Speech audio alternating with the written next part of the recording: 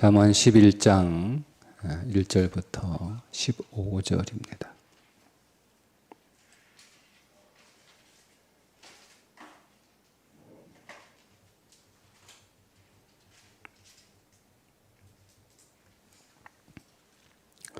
속이는 저울은 여호와께서 미워하시나 공평한 추는 그가 기뻐하시느니라.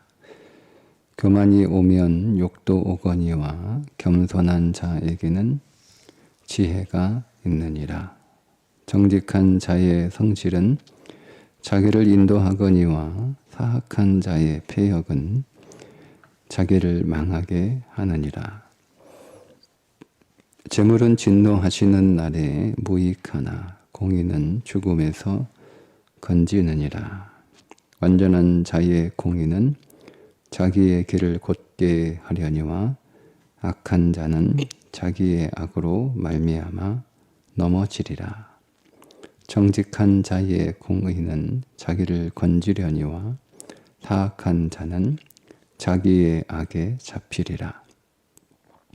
악인은 죽을 때에 그 소망이 끊어지나니 불의의 소망이 없어지느니라. 의인은 환난에서 구원을 얻으나 악인은 자기의 길로 가느니라. 악인은 입으로 그의 이웃을 망하게 하여도 의인은 그의 지식으로 말미암아 구원을 얻느니라. 의인이 형통하면 성읍이 즐거워하고 악인이 패망하면 기뻐 외치느니라. 성읍은 정직한 자의 축복으로 인하여 진흥하고 악한 자의 입으로 말미암아 무너지느니라. 지혜 없는 자는 그의 이웃을 멸시하나 명철한 자는 잠잠하느니라.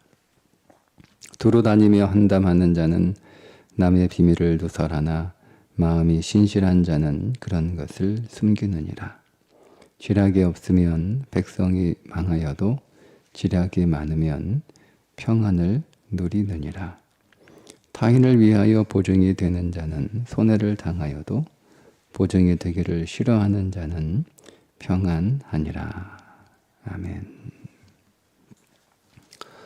1절부터 보겠습니다. 속이는 저울은 여호와께서 미워하시나 공평한 추는 그가 기뻐하시느니라. 그 하나님의 저울은 언제나 공정하시다는 말씀이에요. 하나님의 저울은 예외가 없어요. 하나님은 모든 인생들을 다 그 하나님의 저울에 달아보시는데 그가 부자라고 해서, 그가 가난하다고 해서, 그가 많이 배웠다고 해서, 그가 못 배웠다고 해서, 그가 힘이 있다고 해서, 그가 힘이 없다고 해서, 그가 선한 일을 많이 했다고 해서, 아니면 선한 일을 사람의 기준이죠. 기준으로 못했다고 해서 그 저울이 달라지지 않습니다. 하나님의 저울은 모든 사람에게 공평합니다. 그 하나님의 저울은 예외가 없어요. 그런데 그 하나님의 저울에 오늘 우리를 달아보면 오늘 우리의 의는 얼마나 될까? 2절에 이렇게 말씀하고 있습니다. 교만이 오면 욕도 오거니와 겸손한 자에게는 지혜가 있느니라. 여기서 겸손이라고 하는 것을 우리는 되게 어떻게 생각을 하냐면 우리 이렇게 말합니다. 정치인이 참 겸손하다. 부자가 참 겸손하다. 유명한 여인이 참 겸손하다 라고 말하는 겸손이 아니에요. 성경이 말하고 있는 겸손은 그 존재에 관한 그 말씀인데요. 사람은 아담이라고 하죠. 그 아담이 티끌이라는 뜻이에요. 티끌, 먼지, 흙, 이게 사람이라는 뜻이에요. 그러니까 성경이 말씀하고 있는 겸손은 사람이 자기 존재를 아는 거예요. 내가 티끌인 것을 아는 것. 내가 먼지인 것을 아는 것. 이게 겸손이거든요. 근데 여러분, 그 겸손한 존재가 의를 행한 듯, 먼지가 티끌이 의를 행한 듯 그 의가 사람의 무게만큼 되겠습니까? 근데 그 사람을 저울에 달아보는 거예요. 그러면 하나님께서 한쪽에 그 하나님의 공의를 올려놓고 다른 쪽에 사람의 의를 올려놓을 거 아니에요, 그죠? 그 하나님의 공의라고 하는 추를 딱 올려놓고 거기에 나의 의가 반대편에 올라가서 내가 더 무겁거나 적어도 똑같아야 되는 거란 말이에요. 근데 우리는 먼지란 말이에요. 먼지, 티끌이란 말이에요. 먼지와 티끌이 세상에서 뭐 아무리 여러분 의로운 일을 한들 그 먼지의 무게가 그 먼지가 행한 그 의의 무게가 먼지를 넘어설 수 없잖아요. 그러니까 뭐 그렇다 하더라도 먼지가 뭐 얼마나 대단한 의를 하겠어요. 그러니까 우리는 하나님의 저울에 올라가면 우리는 어떻게 되는 거예요? 우리는 다 불합격이에요. 그러니까 이런 내 존재를 아는 거예요. 여러분, 우리가 만약에 겸손이라고 하는 것을 제가 처음에 말씀을 드리는 것도, 야, 저렇게 부자가 겸손해? 야, 저렇게 학벌이 좋은 사람이 저렇게 겸손해? 저렇게 유명한 사람이 저렇게 겸손해? 그런 게 여러분 오늘 우리의 겸손이라고 생각하기 때문에 우리는 되게 내가 좀 겸손하다고 생각을 해요. 근데 성경이 말하는 겸손은 그 정도 수준의 겸손을 말하고 내 존재가 무엇인지를 아는 거예요. 내가 사람이든 하나님 앞에서는 내 존재는 티끌에 불과하다. 나는 티끌에 불과하다라고 하는 것을 아는 거예요. 근데 하나님께서 오늘 우리의 인생을 달아보실 거 아니에요.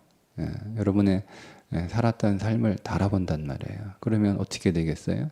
마지막 날에 물론 지금도 하나님이 오늘 우리의 인생을 달아보고 계시지만 결국 마지막 날에 하나님이 오늘 우리의 인생을 달아보시는데 우리가 그분 앞에서 어떤 평가를 받게 되느냐라는 거예요.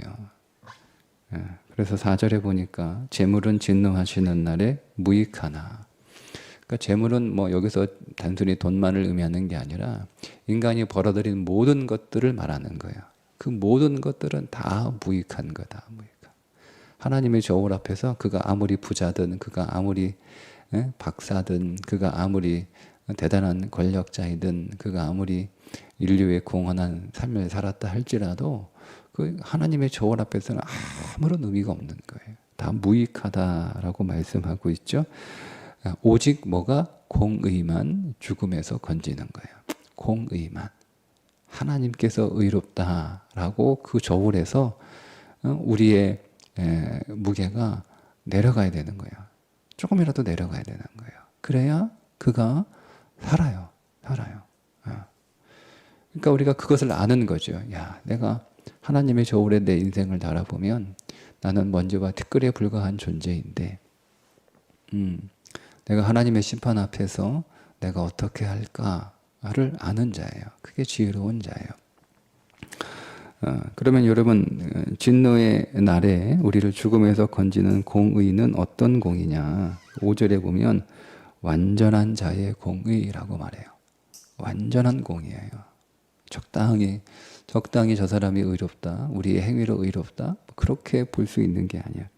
완전한 자의 공의는 자기의 길을 곧게 하려니와 악한 자는 자기의 악으로 말미암아 넘어지리라. 그 악으로 넘어진다고 말씀하고 있죠. 계속 같은 말이 반복돼요. 6절에서는 정직한 자의 공의는 자기를 건지려니와 사악한 자는 자기의 악에 잡히리라. 7절에 악인은 죽을 때에 그 소망이 끊어지나니 불의의 소망이 없어지느니라. 의인은 환난에서 구원을 얻으나 악인은 자기의 길로 가느니라. 이게 우리의 운명인 거예요. 티끌의 운명이에요. 티끌의 운명은 자기의 악으로 말미암아 넘어지고 자기의 악에 잡히고 그 소망이 끊어지고 악인은 악의 길로 가는 거예요. 그러면 여러분 오늘 우리에게 소망이 없는 거잖아요. 티끌과 같은 존재가 하나님의 저울에 예배가 없는데 그 저울에 달아보면 우리는 다 불합격인데, 그럼 오늘 우리에게 주어진 길은 명백하게 정해졌어요. 그러니까 오늘 우리는 하나님 앞에 완전한 공의를 가진 자로 서야 되는데 방법이 없는 거예요. 우리가 우리의 행위로 하나님 앞에 완전한 공의를 갖게 되려면 하나님 수준의 공의를 가져야 되는 거예요. 말씀드렸잖아요. 저울에 놓고 달아야 되는데 거기에 하나님의 의를 올려놓는단 말이에요. 그리고 그 반대편에 내 의를 올려놓아야 되니까 적어도 저울이 똑같게 되려면 하나님의 의하고 똑같아야 되는 거예요. 안 그러면 하나님의 의하고 0.001만 적어도 우리는 올라간단 말이에요. 우리가 더 가벼워지는 거잖아요. 그럼 불합격이 되는 거예요. 그럼 우리가 어떻게 여러분 우리의 행위로 하나님의 의에 도달할 수 있고 하나님의 의와 견주어서 비슷하거나 조금이라도 티끌만큼의 더 많은 의를 가질 수 있겠어요? 없어요. 그래서 그리스도를 영접해야 되는 거예요. 완전한 의이신 그리스도가 그 완전한 의를 가지고 내 인생 안으로 들어오셔야 되는 거예요. 그게 겸손이에요. 우리는 항상 그리스도가 필요하다. 우리는 모든 곳에서 모든 일에 언제나 그리스도가 필요하다. 그래서 모든 사건마다 모든 일들마다 모든 곳에서 모든 사람으로부터 여러분 그리스도를 우리가 더 영접하는, 구원에 이르는 그리스도를 영접하는 구원에 이르는 영접 말고 생명에 이르는 영접은 또 있는 거예요. 그러니까 우리가 내가 한번 예수 영접했고 믿었으니까 그것으로 다 됐다라고 생각하거든요. 아니에요, 여러분. 매 순간마다 그리스도가 오늘 우리를 찾아오신단 말이에요. 우리는 그 그리스도를 계속 영접해야 되는 거예요. 그걸 겸손이라고 불러요. 그런데 이어지는 말씀에 보면 교만이 무엇인지 예를 들어서 설명을 합니다. 겸손한 사람은 자기가 티끌이니까, 여러분 티끌이 누구를 판단하고 누구를 평가하고 누구를 정죄하겠어요? 티끌은 그런 일을 할 수가 없어요. 내가 티끌인데 무엇을 판단해요? 티끌이 무슨 평가를 해요? 내가 티끌인데. 그러면 여러분 교만은 뭐겠어요? 내가 티끌이 아닌 거예요. 그래서 판단하고 평가하고 정죄합니다. 이게 교만이에요. 그래서 교만은 패망의 선봉이요 넘어짐의 앞잡이라고 말하고 있는 거예요. 그러니까 우리가 생각하는 교만의 그 개념 자체가 내가 그래도 이게 어른인데 내가 겸손해야지. 내가 목사인데 내가 겸손해야지. 그런 수준이 아니라니까요. 그런 교만이 아니에요. 내가 티끌이 아니라고 생각해서 내가 무엇인가를 판단하고 평가하고 하는 게 그게 교만인 거예요. 자, 그렇게 교만하게 되면 그걸 이제 입술로 말하고 있는 거예요. 그래서 9절 이하부터 악인의 입이라고 막 계속 얘기하는 거예요. 악인의 입. 보세요. 악인의 입으로 그의 이웃을 망하게 하여도, 교만은 이웃을 망하게 하는 입술을 가지고 있어요. 이웃을 계속 평가하니까 사람들을 계속 평가해요. 이 사람은 저렇다, 저 사람은 저렇다. 자꾸 평가해요. 자꾸 판단해요. 그게 악인의 입이에요. 교만한 자의 입이라는 거예요. 그 교만한 자의 입은 누구를 망하게 한다는 거죠? 이웃을 망하게 하는 거예요. 근데 여러분 그 이웃을 망하는 게 아닌가요? 자, 말씀드렸잖아요. 교만은 패망의 선봉에 넘어짐의 앞잡이라고. 자기만 넘어지고 패망하는 게 아니야. 다 이웃조차도 넘어지게 하고 이웃조차도 망하게 하는 입술을 가진 자가 교만한 자다라고 하는 거죠. 근데 그게 이웃으로 끝나는 게 아니고요. 11절에 보니까 성읍은 정직한 자의 축복으로 인하여 진행하고 악한 자의 입으로 말미암아 무너지나. 성이 무너진대요. 공동체가 무너지는 거예요. 옆에 있는 한두 사람 을 망하게 하고 무너뜨리는 교만한 입술이 아니고, 그 정도로 끝나지 않고 그 교만의 입술은 마치 성을 무너뜨릴 만큼 성을 무너뜨리니까 온 성을 다 판단하는 거죠. 온 성을 다 정죄하는 거예요. 온 성을 다 자기 저울에 달아놓고 다 이렇다 저렇다 얘기하는 거예요. 그래서 결국 그 성이 무너지는 거죠. 13절에 두루 한담하며 두루 다니며 한담하는 자는 남의 비밀을 누설하나. 한담한다라는 말은 두 개의 입을 가지고 있다라는 뜻이에요. 그러니까 이 사람이 이 말 다르고 저 말 다르고 달라요. 여기서는 이 말하고 저기서는 저 말하고, 내 앞에서는 이 말하고 다른 사람 내 뒤에서는 또 다른 말하고, 이게 한담하는 거예요. 그래서 이 사람은 그 말이 일관성이 없어요. 두 개의 혀를 가진 자로서 돌아다니면서, 그래서 남의 비밀을 자꾸 얘기하고 남의 허물을 자꾸 얘기하고 남의 흉을 자꾸 보는 자라는 거죠. 그게 교만한 자예요. 교만한 자예요. 근데 그런 사람은 성경은 뭐라고 말씀하고 있냐면 14절에 지략이 없으면 백성이 망하여도, 지략이 없다는 거예요. 지략이. 어리석다는 거예요. 어리석다는 거예요. 나는 누군가를 평가하고 판단하는 자리에 선 것처럼 생각해서, 여러분 그렇잖아요. 내가 누군가를 점수 매기는 자리가 선생님이잖아요. 학생들은 점수를 받는 거잖아요. 시험을 봐서 시험지를 제출하고 나면 선생님이 이렇게 채점을 매기잖아요. 그게 선생님이 되는 거잖아요. 그 얼마나 여러분 기분이 좋습니까? 내가 점수를 매긴다는 게 얼마나 기분이야. 내가 점수를 받는 자의 입장에서는 늘 두렵고 떨리잖아요. 내가 몇 점 받을까? 몇 점 받을까? 여러분. 그러니까 우리가 적어도 그런 자세로 살아야 되거든요. 내가 몇 점을 받을까? 내가 몇 점을 받을까? 이렇게 낮은 마음으로 우리가 살아야 되는데, 교만한 자는 그렇지 않다. 늘 선생님이에요. 늘 점수를 매겨요. 얼마나 여러분 기분이 좋습니까?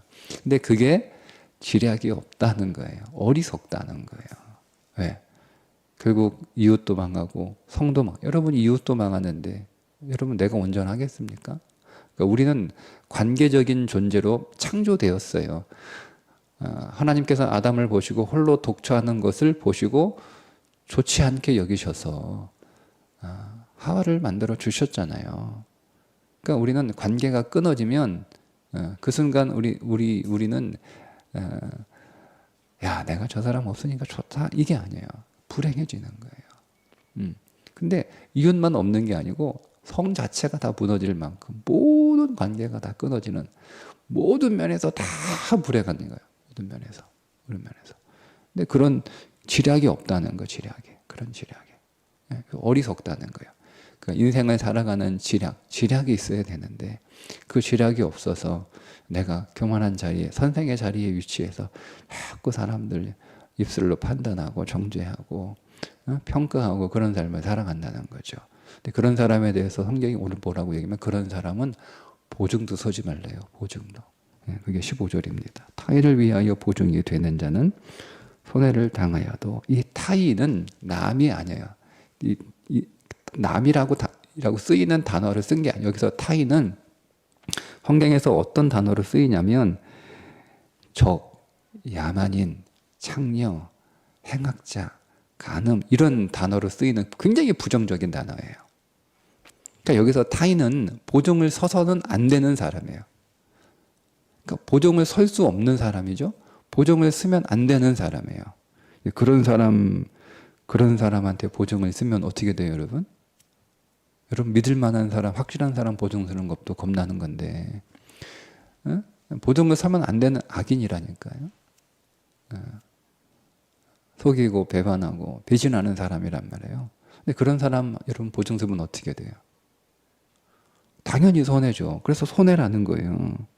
그 보증이 되기를 싫어하는 자, 여기서 싫어하는 자는 그냥 나 보증 쓰기 싫어 이 정도가 아니고요.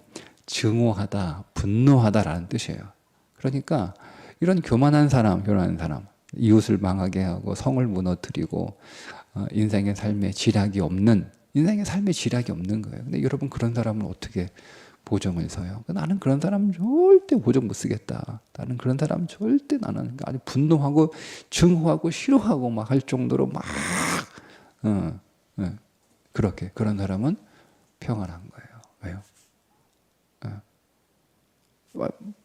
망할 사람이거든요. 여러분 망할 사람을 보증 쓰면 반드시 손해가 있고, 망할 사람을 보증 쓰지 않았으니 내가 평안한 거예요.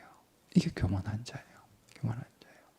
자기를 티끌로 여기지 않는 자예요. 나는 하나님의 저울에 달아보면 나는 그래도 꽤 괜찮을 거다라고 착각하는 거죠. 더 정확하게 말하면 하나님이 저울에 자기를 올려놓지 않아요. 자기 저울에 자기를 올려놔요. 세상의 저울에, 인생의 저울에 자기를 올려놔요. 그러니까 여러분, 내가 좀 나아 보이잖아요. 내가 좀 무거워 보이잖아요. 그러니까 내가 나으니까 나보다 가벼운 사람들을 자꾸 평가하고 자꾸 판단하고 하게 되는 거예요. 되는 거예요. 그러니까 그걸 교만이라고 말하고 있는 거죠. 그게 겸손하는 거예요. 겸손해야 되는 거예요. 그래야 우리를 죽음에서 건져요. 그 겸손은 뭐죠? 말씀드린 것처럼 그리스도를 영접하는 거예요. 완전한 의신 그리스도가 내 안에 들어오셔서 내가 그 의를 가지고 있어야 되는 거예요. 그리스도가 오늘 우리 안에 들어와서 그 그리스도, 공의로우신 그리스도를 소유함으로 하나님 앞에 의롭다 여김을 받아야 되는 거예요. 자, 근데 그것으로 끝나는 게 아니라 그때부터 우리는 그 의를 가지고 그 의 안에서 그 의로 말미암아 거룩한 자로 의로운 자로 살아가야 되는 거예요. 그러니까 이 의가 없으면 아무런 의미 없는 거예요. 그리스도가 우리에게 완전하신 의로 우리 가운데 내주하시고 우리가 영접하여 우리 안에 들어오셔서 나의 의가 되지 않은 상태, 그리스도라고 하는 의를 소유하지 않는 상태에서 우리의 모든 의는 아무런 의미 없어요. 근데 그리스도가 이제 오늘 우리가 영접하여 그리스도가 오늘 우리 안에 완전한 의로 들어오시고 난 뒤에는 그것으로 끝나는 게 아니라 그건 이제 그리스도의 의잖아요. 그때부터 오늘 우리는 우리의 의가 시작될 수 있는 거예요. 그래서 오늘 우리는 그리스도로 말미암아 그리스도와 함께 그리스도 안에서 그리스도를 통하여 우리는 의로운 삶을 살아가는 거죠. 그때 오늘 우리 안에 의의 무게가 늘어나게 되는 거예요. 자, 그렇게 되려면 우리가 중생하는 중생하는 구원을 위한 그리스도를 영접하는 믿음의 사건이 우리 가운데 일어나야 되잖아요. 근데 우리 안에 이미 일어났어요. 그것으로 끝나는 게 아니라 여러분, 그러면 모든 사람들의 의는 다 똑같지 않습니까? 분명히 심판한다고 했는데 하나님이 저울에 달아보신다고 하잖아요. 그럼 여러분, 그리스도의 의만 가지고 오늘 우리가 살아가면 모든 사람은 다 똑같죠, 의가. 우리가 중생과 구원을 위한 그리스도를 영접하는 것으로 끝나지 않고 우리가 매 순간마다 우리가 만나는 사람을 통해서 한번 생각해 보세요. 여러분들이 어제 만난 사람 쭉 한번 스캔해 보세요. 내가 그 사람 안에서 그리스도를 발견하고 영접해야 된다는 거예요. 할 수 있나요? 네? 우리가 어제 하루 종일 다 나한테 좋은 사람, 내가 좋은 사람, 여러분 내 마음에 드는 사람만 만난 거 아니잖아요. 내가 싫어하는 사람도 만났고 나하고 안 맞는 사람도 만났고 불편한 사람도 만났을 거 아니에요. 근데 겸손은 그 사람 안에 있는 그리스도를 내가 영접해야 되는 거예요. 그 사람을 영접하는 게 아니고 그 사람 안에 있는 그리스도를 영접할 수. 그 사람 안에는 그리스도가 그 사람의 옷을 입고 여러분 그리스도가 왜 안 오셨겠어요? 어느 믿음 좋은 사람이 잠깐 이렇게 성경을 읽다가 이렇게 졸아가지고 꿈을 꿨는데 내일 그리스도가 우리 집에 찾아온다는 거예요. 우리 가게에 찾아온다는 거예요. 이거 얼마나 기분이 좋아요. 그래서 그 그리스도를 이제 맞이하려고 단단히 준비를 하고 있었던 거예요. 단단히 준비를 하겠다. 아침부터 그리스도가 언제 오시나, 오신다고는 했는데 언제 오신다고는 시간을 말씀하지 않으셔서 아침부터 기다리고 있는 거죠. 근데 그리스도가 그리스도를 기다리고 있는 중에 배고픈 아이 하나가 이렇게 지나가요. 너무 걔 아이가 딱하고 안 돼 보여서 불러가지고 따뜻하게 옷을 준 다음에 따뜻한 음식을 이렇게 먹여주고 그리고 보냈어요. 그리고 이렇게 또 창밖에 기다리는데 그리스도가 안 오시는 거예요. 이렇게 보니까 또 간 앞에 아주 가난한 여인이 허름한 옷을 입고 그의 아기를 안고 또 이렇게 지나가는 거예요. 또 얼마나 딱해 보여. 불러가지고 돈도 주고 옷도 꺼내주고 돌려보내는 거예요. 그렇게 하루가 지나갔어요. 아유, 어제 분명히 주님이 오신다고 그랬는데 왜 안 오시나? 왜 안 오시나? 야, 잘못 꿈꾼가? 개꿈 꾼 건가? 이렇게 하고 또 이렇게 깜빡 이렇게 잠이 들었는데 그리스도가 와서 오늘 나를 반갑게 맞아줘서 고맙다. 아니, 언제 주님 오셨어요? 언제 주님 오셨어요? 그러니까 그 배고픈 아이, 가난한 아이, 초라한 여인, 이 그리스도인 거예요. 내가 그 모습으로 너를 찾아갔다는 거예요. 그 나를 따뜻하게 환대해주고 나에게 따뜻한 것을 음식을 주고 나에게 따뜻한 옷을 줘서 너무너무 고맙다 하고 꿈이 깼다라는 이야기가 있어요. 그러니까 여러분, 그리스도는 매일 우리를 찾아오세요. 매일. 매일 오늘 우리를 찾아오시는 그리스도를 우리가 영접하는 거예요. 사람을 통해서 찾아오시는 그리스도를 영접하고 사건을 통해서 찾아오시는 그리스도를 영접하고. 예. 그게 할 수 있나요? 그게 내가 티끌이라고 하는 사실을 믿음 안에서 인정하고 깨닫지 못하면 할 수 없어요. 그게 티끌이에요. 그게 티끌이에요. 나는 티끌이야, 나는 먼지야. 그렇게 자기를 막 이렇게 하찮게 쓸모없는 그런 존재로 여기는 게 티끌, 먼지라고 하는 의미가 아니고요. 나는 그리스도를 영접해야, 나는 그리스도를 더 얻어야 하나님의 의의 저울에 올라갈 수 있는 존재라고 하는 것을 깨닫고 인정하고 그리스도를 더 얻기 위해서 우리가 만나는 사건을 통하여 나를 찾아오시는 그리스도를 영접하기 위해서 믿음으로 내가 여기서 어떤 그리스도를 얻을까? 그리스도가 이 사건을 통하여 내게 어떤 모습으로 나를 찾아오시는가? 내가 만나는 사람들을 통하여 하나님이 이 사람을 통하여 나를 찾아오시는데 이 사람을 통하여 그리스도는 어떤 모습으로 오늘 나를 찾아오시는가? 나를 찾아오시는 그리스도를 내가 어떻게 맞이해야 되는가? 이게 뭔지란 말이에요. 그게 지혜로운 자요, 그게 의인이라고 오늘 말씀하고 있습니다. 오늘 하루, 오늘 우리를 찾아오시는 그리스도, 그 그리스도를 여러분 우리가 믿음 안에서 뚜렷하게 만나 그 그리스도를 믿음으로 영접하여 오늘 우리 안에 더 그리스도가 충만한 하루가 되시기를 주님의 이름으로 축복합니다. 기도합니다. 하나님, 오늘 우리는 그리스도가 없으면 그저 쓸모없는 먼지로, 그저 쓸어버려야 될 티끌로 존재할 수밖에 없음을 진리 안에서 보게 하시고 깨닫게 하여 주셔서 오늘 우리를 찾아오시는 그리스도를 더 영접하고 그 그리스도를 더 붙들고 또 그리스도로 충만해지기 위하여 오늘 우리의 눈을 열어주시고 오늘 우리의 마음을 깨워 주옵소서. 예수님의 이름으로 기도합니다. 아멘.